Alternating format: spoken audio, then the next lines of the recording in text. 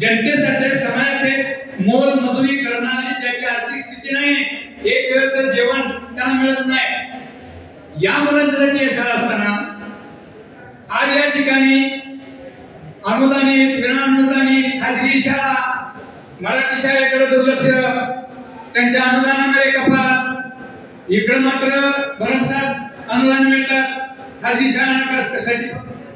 तर या शाळा टिकवा तुम्ही. शासनाचंही धोरण महत्वाचं आहे, शासनाने केलं पाहिजे.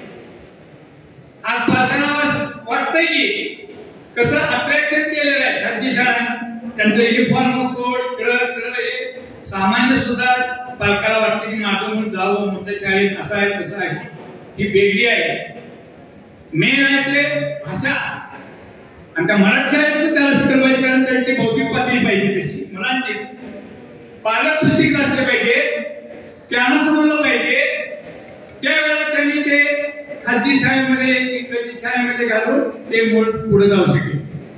पण महत्वाचं मराठी शाळा शिकल्या पाहिजे. सर्वांची जबाबदारी आहे, आपली आपली मुलं सुद्धा मराठी शाळेतच शिकले पाहिजे.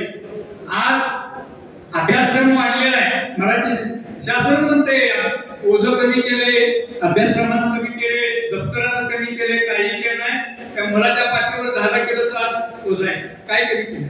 अभ्यासक्रम त्यांच्या बुद्धीपेक्षा जास्त आहे.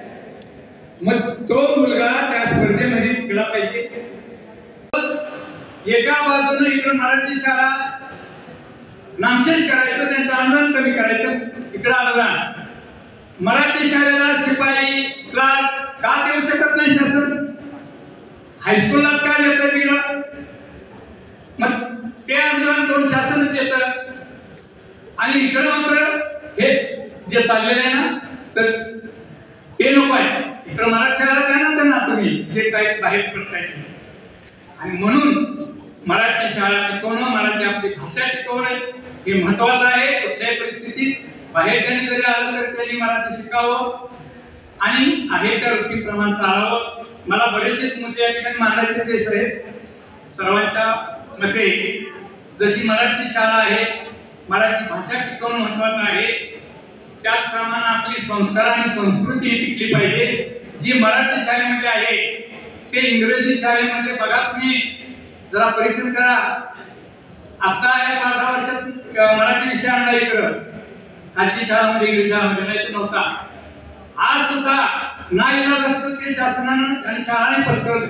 पण जे मराठी शाळेतून मूळ वाचतं, शुद्ध व्याकरण दृष्ट्या लिहितं, ते आज इंग्रजी शाळेमधल्या मुलाला तुम्ही वाचायला लावा, लिहायला लावा, ते येते का बघा. संस्कार जे इथं मिळत आहेत, आज कथा भरपूर मराठी हे वाङ्मय भरपूर आहे.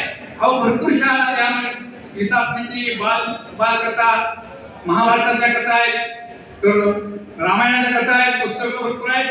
पण वाचनाची दृष्टी कमी झालेली मुलांची, पालकांची सुद्धा पालक लक्ष देत नाहीत, आणि यामुळं तिकडे दुर्लक्ष व्हायला लागले नाही. सर्वांनी लक्ष दिलं पाहिजे. त्याचप्रमाणे शासनाचं काम आहे आपली संस्कार आणि संस्कृती टिकवायला पाहिजे. आज स्त्रियांचा आणि मुलींची अवस्था पहा. मी थोडस हे करून पुढे जातोय. तर हे गृह मंत्रालयाचं काम आहे. दिवसा ढवळ्या मुली उचलून काल नाही बघा, दिवसा ढवळ्या रस्त्यावरून स्त्रीला उचलून नेलेला आहे. खून दरोडे मारामाऱ्या होत आहेत, बलात्कार होत आहेत. कुठं आहे गृह मंत्रालय? काय करतं? कुठं सुरक्षित आहे जनतेची? पैसा नाही या नावाखाली, बोनस नावाखाली पैसा नाही आधी म्हणते शासन.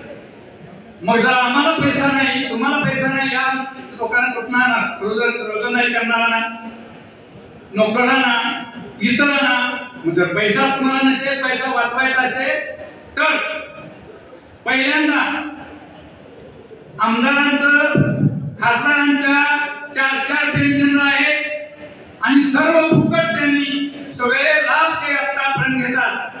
आजी आणि माझी त्याचा विषय कोण काढत नाही. मग न्यायालयाने सांगितलेलं आहे तुम्ही लोकप्रतिनिधी तुम्हाला पगार आणि हे पेन्शन घेणार का नाही. मग त्यांनी काय करून ठेवलंय? आपण वार्षिक लगेच हे करतो, आपला हिशोब, नोकरांचा हिशोब दिला जातो. पगार किती घेतला, किती मिळाला, इन्कम टॅक्स लावा, कुठला काय आला. मग आमदार खासदारांचं वेतन पहिली परिस्थिती काय होती, निवडून आल्यानंतर तो पैसा कुठून आला, काय आला, याला काय आठवण नाही, काय हिशोब नाही. यावरचे देश झाले मान सरकारनं निवडून आल्यानंतर एकच पेन्शन त्यांनी ठेवले, तुमच्या 4 पेन्शन बंद करा, सगळे शासनाला बंद करा, एकच पेन्शन ठेवा तुम्ही, पैसा वाचेल. आणि अशा प्रकारे म्हणजे आपल्याला बरंच बोलायचं होतं पण वेळेअभावी खूप धन्यवाद. जन सुरक्षा कायदा आणलेला आहे, एक शेवटचा एक मिनिट, जन सुरक्षा कायदा काँग्रेस नाव आणलेला आहे. तर नाही थोडं सर, तर ते ह्यांच्यासाठी लातूर वगैरे इकडं कुत्रांच्या करतात त्यांच्या, पण त्या तसं नाही त्यांना, आणि आपण जे करतोय त्यांना कोणी विरोध करू नये, त्यांनी आंदोलन करू नये, त्यांनी न्याय मागू नये, शासनाला काही बोलू नये आणि लोकशाही संपुष्ट करून ठोकशाही पद्धतीने हा राजकारण करायचा. त्यामुळे खूप खूप धन्यवाद. यामुळे मला बोलण्याला जोरदार न्यायासभेसाठी मी माझं आदित्य माने